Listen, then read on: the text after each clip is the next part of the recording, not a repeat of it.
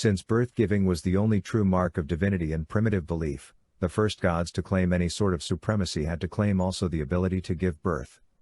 In fact, usurpation of the feminine power of birth-giving seems to have been the distinguishing mark of the earliest gods. Lacking vaginas, many gods gave birth from their mouths. Priests of Ra claimed their god gave birth to the first couple from his mouth. The Satapatha Brahmana said the god Prajapati learned to give birth to creatures from his mouth, but before he could manage it, he had to make sacrifices to an older, higher power. The goddess Sva, Lady of Sacrifices.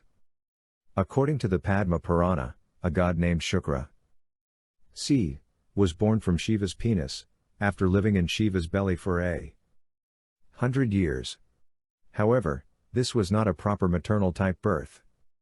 Shukra existed beforehand, and Shiva had to make himself pregnant by swallowing him. The Rig Veda spoke of a male creator who gave birth to the mother of creation, then impregnated her, so she brought forth the rest of the universe. Brahmins tried to claim the mother of all gods was born from Brahma's body, even though she was the mother of Brahma too. Brahma was known as lotus-born, meaning he sprang from the primal yoni, the goddess Padma, lotus. His first lotus throne was located in her lap. The Rig Veda also called her Vak, the great womb, the queen, the first, the greatest of all deities. She said, I begot the All-Father on high. I dwell in the waters, the deep, and thence extend through all creatures, and touch the heavens with my crown. Like unto the wind I blow, encompassing all creatures. Above the heavens and above the earth. Hellenic Greeks pretended their new father Zeus gave birth to the much older goddess Athene from his head. But before he could give birth to Athene, he had to swallow her real mother, Metis. Wisdom, who was pregnant with her at the time. The Hellenes also claimed Zeus gave birth to Dionysus from his thigh, but again, the real mother was the moon goddess Selene, whom Zeus killed during birth-giving. As conductor of souls, Hermes took the 6-month fetus from Selene's womb and sewed him up in Zeus's thigh to continue his gestation. A Greek carving showed the god Apollo sitting on a pile of eggs, trying to copy the life-giving magic of his mother Leto or Leda, or Latona, who gave birth to the world egg and hatched it. This world egg was an old Oriental idea. The Satapatha Brahmana said it contained the continents, the oceans, the mountains, the planets and the divisions of the universe, the gods, the demons, and humanity. Thus, birth, laying the egg, was the image of cosmic creation, and creator gods needed to copy it. In Egypt, the mother of the world egg was Hathor in the guise of the Nile goose, later mythologized as the goose who laid the golden egg. Atum, the local god of Heliopolis, the biblical city of On, claimed to give birth to a primal couple from his penis by masturbating. Pyramid texts of 2000 BC said Atum created in Heliopolis by an act of masturbation. He took his phallus in his fist, to excite desire thereby. And the twins were born, Shu and Tefnut. However, priests of Khepera insisted that their god produced Shu and Tefnut by masturbation and self-fertilization through his mouth. Yet the oldest tradition said Shu and Tefnut, dryness and moisture, were born of the primal mother, Ayususet.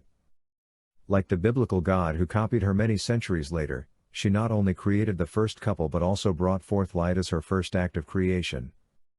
Before begetting was understood, archaic mythmakers tried all sorts of ideas for making a male body produce offspring. A Chinese ancestor god, Kun, suffered a crude caesarean section. He was slain and cut open so Yu, founder of the Xia dynasty, could emerge from his stomach. Norsemen said the first male and female couple were born from the sweaty armpit of the giant Ymir, who imitated Mother Earth in that his flesh became the soil, his blood the sea, his bones the mountains.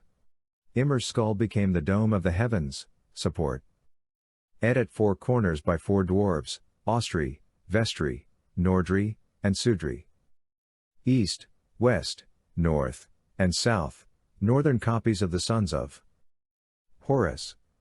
Similar cardinal direction gods became identified with the 4 angels of the Apocalypse and 4 evangelists, whose totems were the same. The god Loki gave birth to Odin's horse, after making himself the embodiment of a pregnant by eating a woman's heart. The usual mythic symbol of a woman's heart, from Egypt to Northern Europe, was an apple. Might be assumed that in some prototypical versions of the Eden form, a divine or story, Adam ate the apple before, not after, he gave birth to Eve. Semi-divine mascot. Adam's birth-giving was a syncretic product of numerous locals supposed to have notions of the male mother. A Hittite god, Kumarbi, managed to become pregnant by eating his rival's penis. His offspring refused to come out through his mouth or ears, and having no vagina he was unable to deliver them. Finally the sea god Ea took them out through his side, as Adam's god did later. The idea for Adam's magic birth-giving rib came from a Sumerian childbirth goddess, Nin-Ti, Lady of the Rib. Since Ti meant both rib and life, she was also a lady of life. She made infants' bones in utero from their mother's ribs, which is why biblical writers thought ribs possessed the magic of maternity. An odd male birth myth came from Persia's intensely patriarchal Zoroastrian cult, suggesting a combination of homosexuality and bestiality. The primal being, the soul-created bull, was castrated and slain. Its semen went to the moon to be purified, then from this purified seed, 2 new bulls were formed. From these, all animals descended. The hidden feminine element in this phallic fantasy was the moon, of course, but the 2 bulls must have procreated homosexually. This idea was not unknown even in Christian Europe. Authorities like Paracelsus taught that a monster may be born of a man as a result of oral or anal intercourse with another man. No matter how impossible it seemed, men apparently wished to preserve at any price the notion that a male could give birth. Christianity demoted the goddess to mortal status in both Eve and Mary, whom mystics regarded as 2 incarnations of the same person.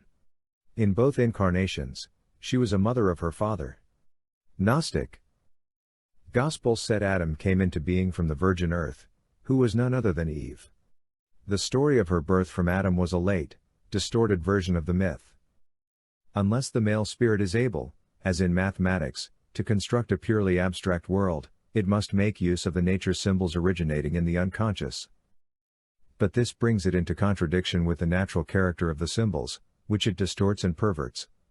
Unnatural symbols and hostility to the nature symbol, e.g., Eve taken out of Adam, is characteristic of the patriarchal spirit. But even this attempt at revaluation usually fails, as an analysis of this symbolism might show. Because the matriarchal character of the nature symbol asserts itself again and again. Throughout the world, men's initiatory dramas enacted birth giving to represent even the attainment of man's estate.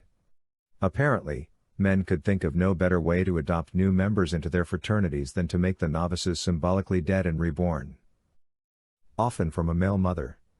In New Guinea, initiates into the men's group crawled out from between the legs of men costumed as the birth spirit. Australian men opened their veins to bathe a young initiate into their blood, magically imitating the blood of the womb. Baptismal rebirth from male blood was an idea shared by all mystery cults of the early Christian era. In the Mithraic mysteries, an initiate was showered with the blood of the sacrificial bull and pronounced reborn for eternity. Afterward, he was fed on milk, like an infant. From primitive times to the present, men's groups devised theatrical imitations of birth, often claiming that rights were stolen from women, or that women were murdered for them, and have sought to protect these masquerades with all the taboos their priesthoods could invent. In Malagula, men even applied the name of Mara to the place where male initiations were held. It meant the women's obstetrical enclosure or birth temple. In its determined exclusion of women, early Christianity evolved some birth rites of a somewhat homosexual cast. Some writers claimed Christian men could impregnate each other, in the spiritual sense, by kissing, for it is by a kiss that the perfect conceive and give birth. But it was hard for men to see themselves as perfect when they conspicuously lacked the ability to bring forth and nurture new members of their race. Thus their endless quest for superiority nearly always required some travesty of motherhood. Symbolic motherhood represented authority in the medieval Russian Orthodox wedding ceremony. The bridegroom threw the lap of his gown over his bride, signifying adoption by the ancient rite of mock birth. The wearer of the gown was mother, the one emerging from under it was child. The Christian idea was to show that a husband exercised over his wife the authority of a mother over her child. It is strange that when fatherhood meant authority in practice, men still thought it necessary to clothe that authority in the symbols of motherhood,